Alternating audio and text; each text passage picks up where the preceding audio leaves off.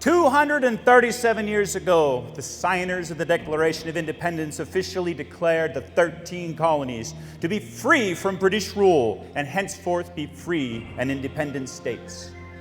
John Adams, in a letter to his wife a few days after signing the Declaration, would prophetically state that July 4th, 1776 would be regarded by future generations of Americans as the birth date of our country, and that it would be considered one of the greatest and holiest days next to Christmas and Easter.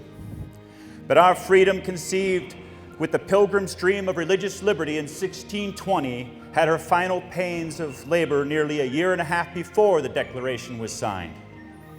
It was as if the passion of this new nation was bound up in the words of one man who would dare speak what so many believed, that freedom was worth everything, and that everything was worth the price of freedom. On March 20th, 1775, the Second Virginia Convention convened at St. John's Church in Richmond, Virginia. They assembled to consider weighty matters concerning the tyranny and oppression of the British Crown. Many favored continued compromising measures. A 39-year-old delegate from Hanover County named Patrick Henry took a seat in the third row.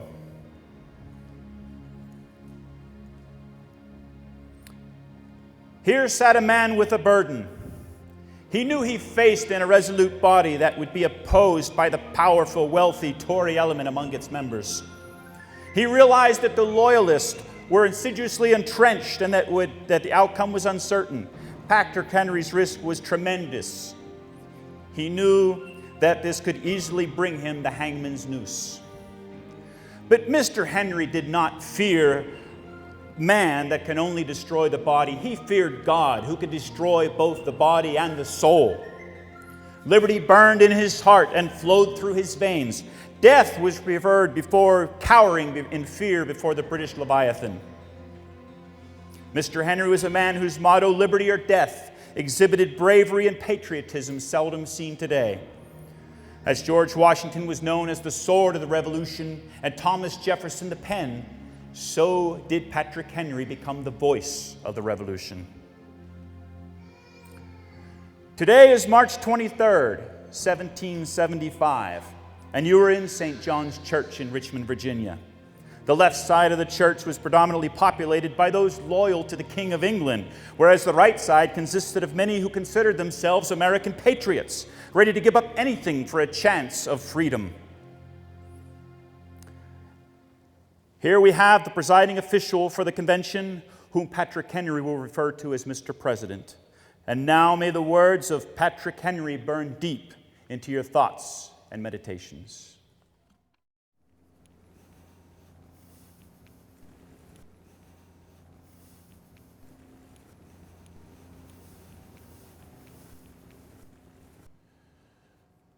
Mr. President, no man thinks more highly than I do of the patriotism as well as the abilities of the very worthy gentlemen who have just addressed the House. But different men often see the same subjects in different light. And I hope it will not be thought disrespectful to those gentlemen if, entertaining as I do, opinions of a character very opposite to theirs. I shall speak forth my sentiments freely and without reserve. This is no time for ceremony. The question before the House is one of awful moment to this country.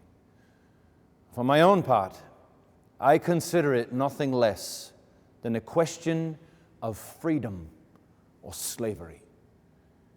And in proportion to the magnitude of the subject ought to be the freedom of the debate. It is only in this way that we can hope to arrive at truth and fulfill the great responsibility which we hold to God in our country. Should I keep back my sentiments at such a time through fear of giving offense, I should consider myself as guilty of treason toward my country and of an act of disloyalty toward the majesty of heaven, which I revere above all earthly kings. Mr. President, it is natural to man to indulge in the illusions of hope. We are apt to shut our eyes against a painful truth and listen to the song of the siren until she transforms us into beasts. Is this the part of wise men engaged in a great and arduous struggle for liberty? Are we disposed to be of the number of those who, having eyes, see not, having ears, hear not, the things which so nearly concern their temporal salvation? For my own part, whatever anguish of spirit it may cost, I am willing to know the whole truth, to know the worst, and to provide for it. I have but one lamp by which my feet are guided, and that is the lamp of experience. I know of no way of judging of the future but by the past. And judging by the past, I wish to know what there has been in the conduct of the British ministry for the last 10 years, which gentlemen have been so pleased to solace themselves in the House. Is it that insidious smile with which our petition has been so lately received? Trust it not, sir. It will prove a snare to your feet. Suffer not yourselves to be betrayed with a kiss. Ask yourselves how this gracious reception of our petition comports with these warlike preparations which cover our waters and darken our lands. Are fleets and armies necessary to the work of love and reconciliation? Have we shown ourselves so unwilling to be reconciled that force must be called in to win back our love? Let us not deceive ourselves, sir. These are the implements of war and subjugation, the last arguments to which kings resort. I ask, gentlemen, sir, what means this martial array if its purpose be not to force us to submission?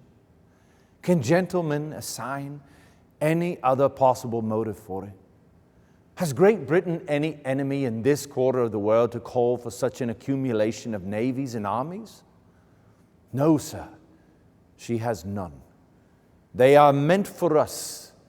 They can be meant for no other. They are sent over to bind and rivet upon us those chains which the British ministry have been so long forging. And what have we to oppose them? Shall we try argument? Sir, we've been trying that for the last 10 years. Have we anything new to offer on this subject? Nothing. We have held the subject up in every light of which it is capable, but it has been all in vain. Shall we resort to entreaty or humble supplication? What terms shall we find which have not been already exhausted? Let us not deceive ourselves, I beseech you, sir. We have done everything that could be done to avert the storm which is now coming on. We have petitioned. We have remonstrated. We have supplicated. We have prostrated ourselves before the tyrannical hands of the ministry and Parliament. Our petitions have been slighted.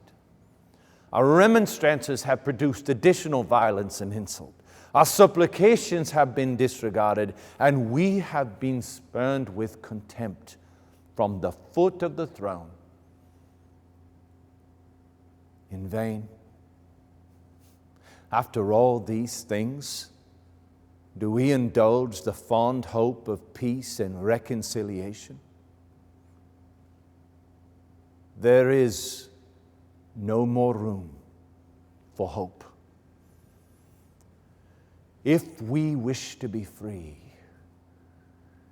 if we mean to preserve inviolate those inestimable privileges with which we have been so long contending, and if we mean not basely to abandon the noble struggle with which we have been so long engaged, and which we have pledged ourselves never to abandon until the glorious object of our contest shall be obtained, We must fight. I repeat it, sir. We must fight. An appeal to arms and to the God of hosts is all that is left us. They tell us, sir, that we are weak, unable to cope with so formidable an adversary. But when shall we be stronger? Will it be the next week? Or will it be the next year? Or will it be when we are totally disarmed and a British guard shall be stationed in every house? Shall we gather strength by irresolution and inaction? Shall we acquire the effectual means of our resistance while lying supinely on our backs and hugging the delusive phantom of hope until our enemy shall have bound us hand and foot? No, sir, we are not weak. If we make proper use of those means which the God of nature hath placed in our power. 3 millions of people armed in the holy cause of liberty, and in such a country as that which we possess, are invincible by any force our enemy can send against us.